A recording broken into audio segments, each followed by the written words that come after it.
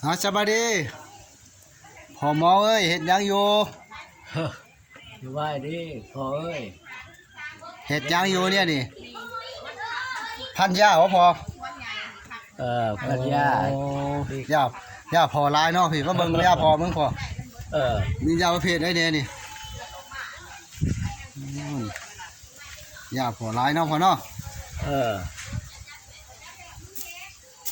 โอ้ยาพอหลายเนาะคุณอันนี้ยานี้ดีจังแน่พอยานี่ดีตับดีเบาหวานดีพลังมีทุ่งบีดีลมข้าวตรงนี้หมดนุ่นน้ำคาน้ำแข็งลายเหนียวดุมดแดงลายแบบลายชนิดพวกทับพวกโรคเอกบะมูบะเชื้อกระชาดบะยามามีจบกิโลพวกกาวเงินสับวานเขาใครเป็นคนเห็ดที่เห็ดเขาวานในเบิดที่ไก่ที่ยวดที่ลอยที่มึนตุ่มแต่หักหญ้า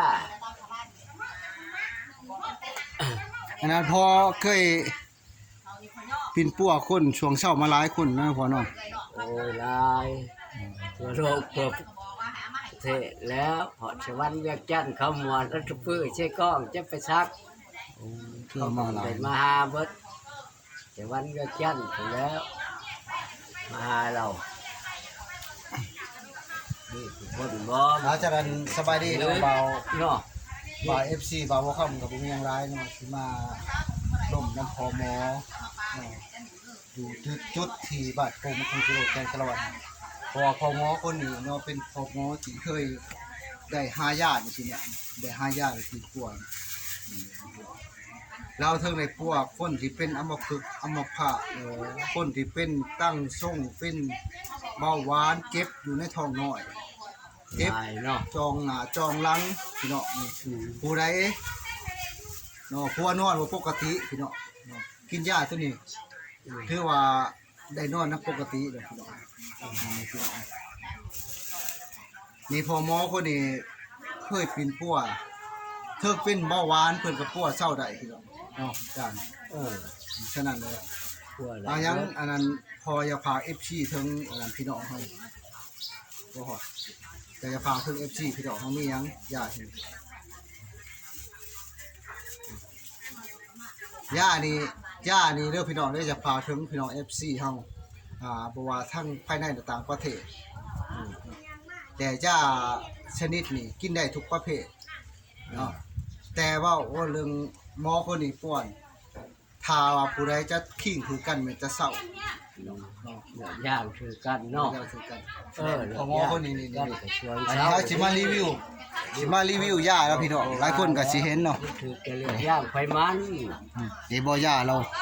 ยาเพิ่นขายหลายนี่ย่างมันนี่พี่น้องทุกคนเดี๋ยวครับนี่เฮาเบิ่งยานี่มียายังได้พอดิให้พออธิบายให้ฟังยายังแน่นี่นี่ให้พออธิบายเบิ่งยายังมีมันบดอันนี้บดทันแล้วก็หาผักบดทันแล้วบดทันสำเร็จตัวนี้บดทันแล้วก็หาเพิ่นนั่นน่ะเด้อพี่น้องเด้อก็หากระสิผักสิชมมันมียารีแฟน้ำแนวบ่พอมีกกมันกระติกเข่าน้ำแนวบ่เด้อหยังผสมประสานกันมันชมหลายแนวเพื่อติ้นตอกติ้นตังเดือหอมเดือเครือแล้วเข่าข้ามเครือปรุงเครือปรุงคอปรุงง้อ30ปรุงแล้วเข่าเหมือนเหมือนคนหูลิงคังข้าวแก้ดำมันเข่ายาพอร่วมยาพื้นเมืองฮะเขาชมเขาร่วมกันว่าฮอนได้ฮอนได้พวกอันนั้นเครือนี่แมงถือเห็ดเนี่ยนะชมลายชนิดลายแบบที่คนถือคนกับรับแล้วถือแกเลือดย่างไฟมันยาลวงของหมอแล้วนี่เด้อพี่เราเด้ออันนี้มาเบิ่งยาที่เรากาเกียมสิเฮ็ดเป็นธงแล้วก็สิขายทั้งผู้ใดต้องการแล้วก็ส่งทางออนไลน์ก็ได้พี่น้องก็มียาดีเบาหวาน แล้วก็ตั้งทรงผู้ใดเป็นอัมพฤกษ์อัมพาตผู้ใดเป็นเปียเป็นรอยเจ็บมุนลูกจองใช้แอวเหี่ยวบ่สะดวกขี่บ่สะดวกขี่เป็นเอ็นเป็นน่านกินได้ทุกประเภทแม่นเช่าหน่อยยาพมคนนี้เป็นคนช่วย ผักไหลบ่ผักบ่มัน โอเคได้เลยพอพักได้เลยอ๋อ แล้วบ่ ให้พอพักเลยนี่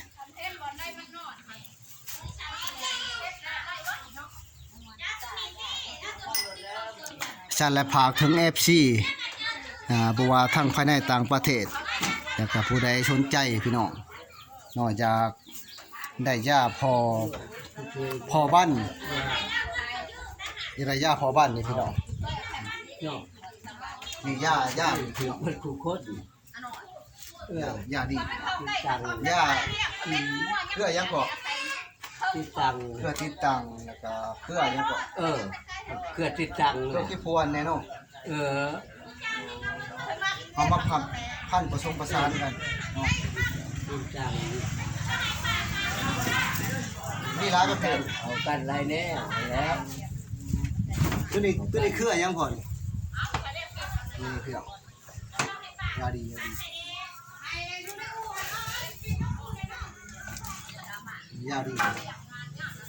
เดี๋ยวเขามาผักผสมผสานเด้อพี่น้องเด้อเขาผ่าเป็นเมฟซี่พี่น้องทานเพราะว่าสิเป็นทางเฮ็ดตุ๊กเนาะตัวนี้บ่าวบ่คำก็สิมาอัดคลิปแต่อยากให้พี่น้องเฮาทางภายในต่างประเทศแต่ผู้ใดอยากสนใจอยากได้ยาไปกินไปตกเนาะก็ขอให้กดไลค์กดแชร์กดติดตามของ YouTube บ่าวบ่คำและพี่น้องเขาสนใจแล้วก็เข้าไปอันนั้นคลิปของบ่าวบ่คำเข้าไปในช่อง YouTube อัปเดตอาการคนลอยพี่น้องมีบ่าวบ่คำก็เลยมารีวิวของบ้านเป็นยาหลายตัวนี้ต้นยังพอ ทาง โอ้กกฟาง ทางนี้ ผสมกันได้เนาะ ฮะ ผสมกันได้เนาะ เออก กฟางมันดีเนาะ ชมลายเนี่ย ตัวนี้กกจ้านบ่นี่ นี่มือนี่ลอยมาแล้วเขาปั้นชมกันพี่น้อง ใช่ได้แล้ว ไปร่วม ขอบใจต่อทาง ร่วมไม่ได้เช็คอยู่แล้ว จากขอ เศร้า บใจทุกท่าน ลายแบบลาย หม สี อยาพี่เมืองบ้านตุ้ง คืออันนอกเรื่องมันก็เป็นเศร้านะนี่คือเก่าเนาะขนาดคือเก่าแหละยาลายใต้ลายแต่ละบาทละเมื่อบาทเช้าบาท10บาท5มีปีนี้รถช่องรถป้ายแหละไอ้เจ้าที่ขายแล้ว